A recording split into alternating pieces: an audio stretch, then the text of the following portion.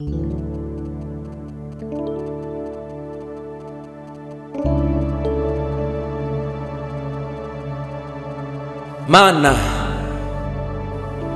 wembaza mana uramagije Yesu, reka nkubwire ko nakuboneyemo byose nkeneye mu buzima.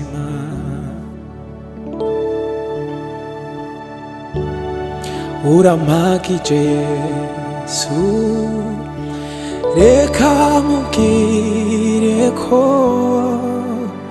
nakuboneyemo byose nkeneye mu buzima. Haleluya! Himbazwa Mana we. Turabashubuje abadukurikiye kuri channel yacu yitwa Inganzo Legacy Studio. Inganzo Legacy Studio. Je nitwa Niyo Patrick Inganzo. Eka mbashimire by'umwihariko ndi kumwe na producer Elizeste. Nkaba ndi kumwe na cameraman ntazi izina rye witwa nde? Eritier. Inde. Gatsinzi w'Imana wo mu Nganzo Legacy Studio.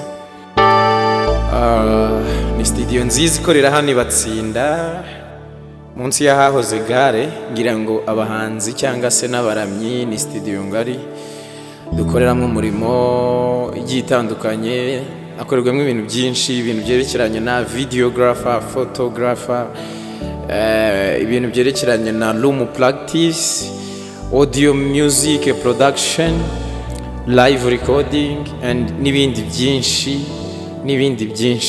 abantu mukunda kwifotoza by'umwihariko abagore. You are welcome muri Inganzo Legacy Studio. Dukoreramo ibintu byinshi, tubafitiye na sound by'umwihariko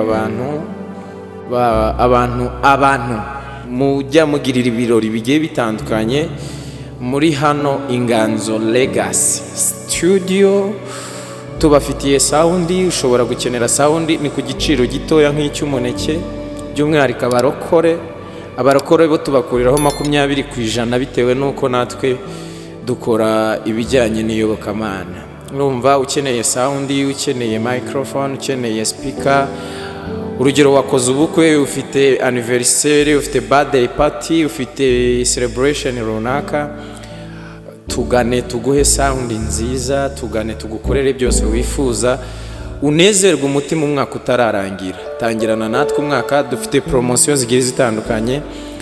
Ngira ngo dufasha abahanzi kuzamura impano zabo by'umwihariko. Ubwo ndacyari kuvuga ibigwi byo muri Legacy Inganzo.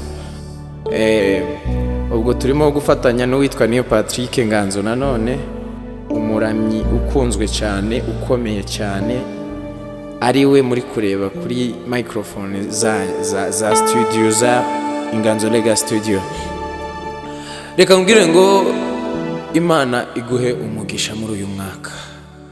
Imana igukubire 7 ibyo utekereza byose kugeraho. Imana iguhe ubuzima buzira umuze. Imana iguhe kurangiza umwaka amahoro. Haleluya! Uramagije Yesu, reka nkubwire ko nakuboneyemo byose nkeneye mu buzima. Uramagije Yesu, reka nkubwire ko nakuboneyemo byose nkeneye mu buzima. Hari umuririmbyi wigeze aririmba indirimbo ivuga ngo iyo mu gihugu cyawusi hari umuntu witwa Yobu, yari umukiranutsi utunganye. Yobu yubahaga Imana akirinda ibibi byose, yahawe umugisha n'Imana. Iyo mu gihugu ca Usi hari umuntu witwa Yobu, yari umukiranutsi utunganye. Yobu yubahaga Imana akirinda ibibi byose, yahawe umugisha n'Imana. Iyo mu gihugu ca Usi hari umuntu witwa Yobu, yari umukiranutsi w'Imana. Yobu yubahaga Imana akirinda ibibi byose, yahawe umugisha n'Imana. Iyo mu gihugu ca Usi hari umuntu witwa Yobu, yari umukiranutsi utunganye. Yobu yubahaga Imana akirinda ibibi byose, yahawe umugisha n'Imana. Uwo mugore we aramubwira Yobu ati, watutse iyo Mana maze nawe ukipfira. Uwo mugore we aramubwira Yobu ati, watutse iyo Mana yawe maze nawe ukipfira. Maze umugore wa Yobu aramubwira Yobu ati, watutse iyo Mana yawe maze nawe ukipfira.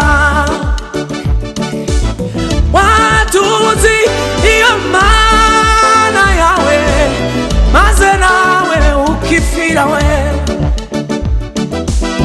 Uwo mugore wa Yobu aramubwira Yobu ati, we ese mugabo wanje watutse iyo Mana maze nawe ukipfira. Yobu abyitegereze aramubwira ati, reka reka mugore mwiza, zanaba k'umwami wanje kuko nzi ko Imana ishoboye. Yobu aramubwira ibishoboka, navuye mu nda ya mama nzasubira mu nda y'isi. Yo yo yo yo yo yo, navuye mu nda ya mama nzasubira mu nda y'isi. Byose byatwaze n'Uwiteka. Navuye mu nda ya mama nzasubira mu nda y'isi. Byose byatanzwe n'Uwiteka. Navuye mu nda ya mama nzasubira mu nda y'isi. Byose byatanzwe n'Uwiteka. Hallelujah! Amen.